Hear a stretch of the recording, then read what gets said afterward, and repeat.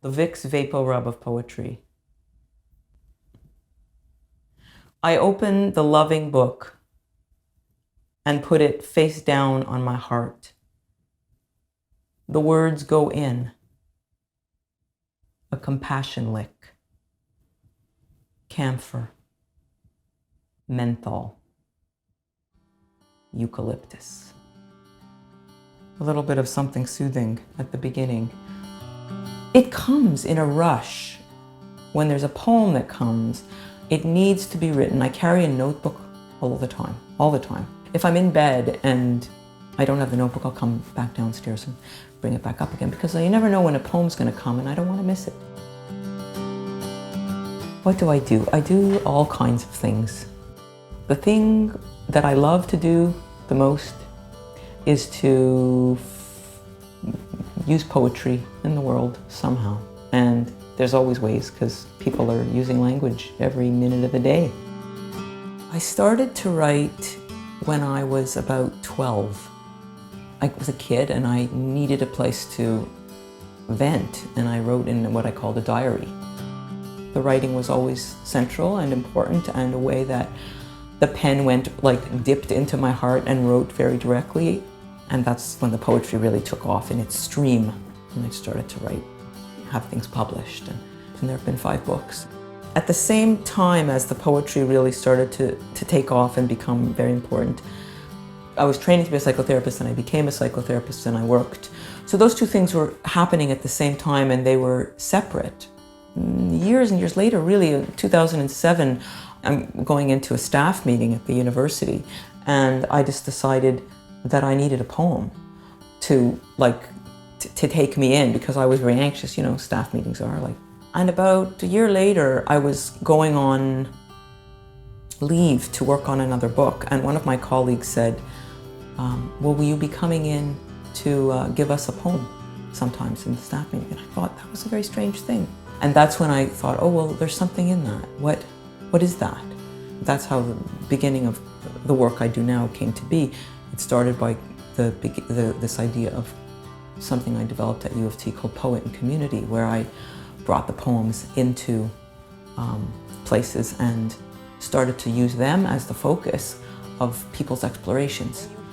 So I'm the poet in residence at Mount Sinai, and mainly I work with healthcare professionals and the staff. And I'm learning not only to be a doctor, but how to be a poet.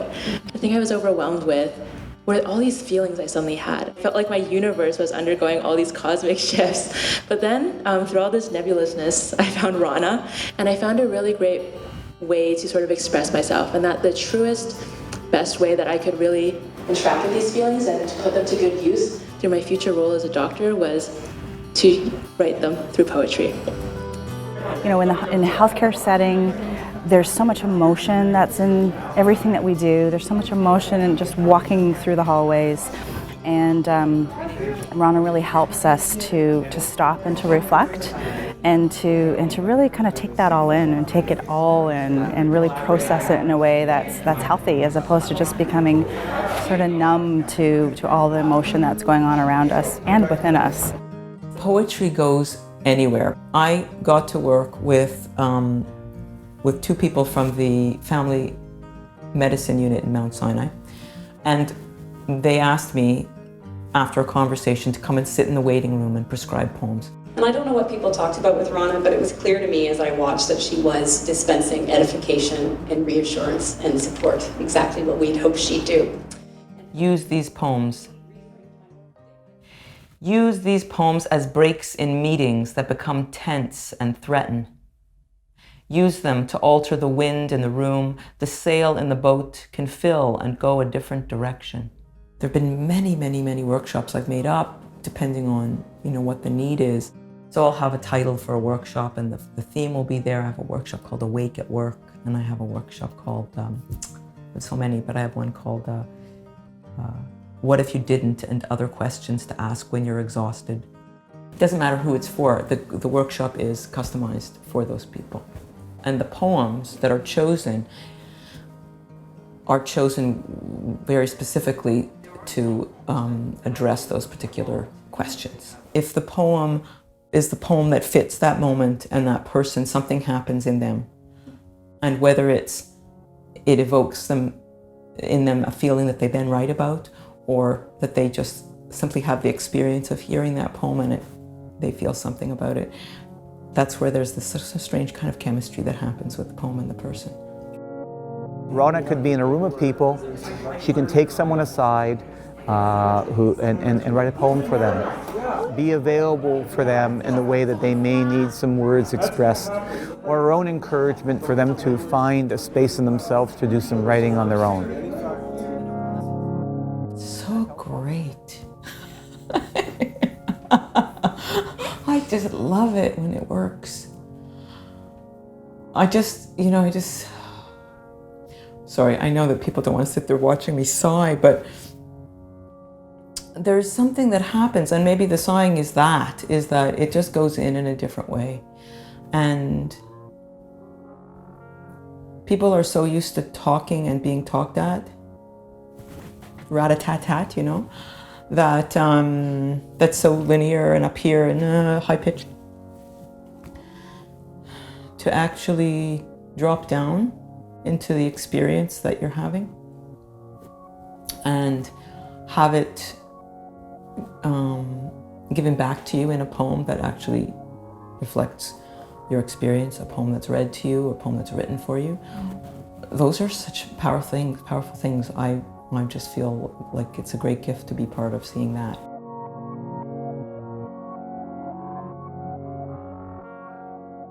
So I want to tell you about the Spontaneous Poetry Booth.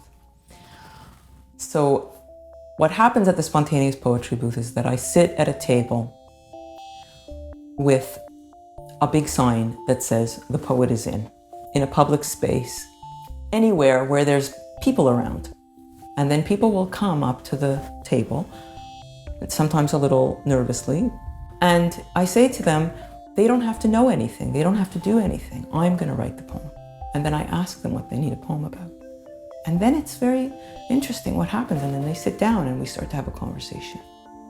So there's something that happens in the Spontaneous Poetry Booth, which is very different from anything else, because I'm sitting with a total stranger and I don't know anything about them. And they tell me something about their life, and I listen to them as widely as I can, as deeply as I can, for what feels important to them and what feels important to me and what's alive right there in the moment, in the room, wherever we are.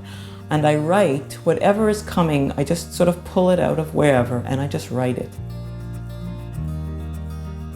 Poetry will just grab me by the guts when nothing else can. It will bring me to tears when nothing else can. It will open me up when I'm closed down. And it will connect me with whoever is willing and in front of me. How lucky he is to live this life. When I meet somebody who actually gets that poetry can speak to them or the people they work with in a way that something else can't speak to them, and they want to offer it to the people they work with, and we can create something collaboratively together, that is ideal for me. And it doesn't matter where that is. And I really love the idea of traveling. I love the idea of bringing it to places where I haven't been before, just because I get to meet new people, and bringing it to environments that are new to me, that challenge me. It's just open.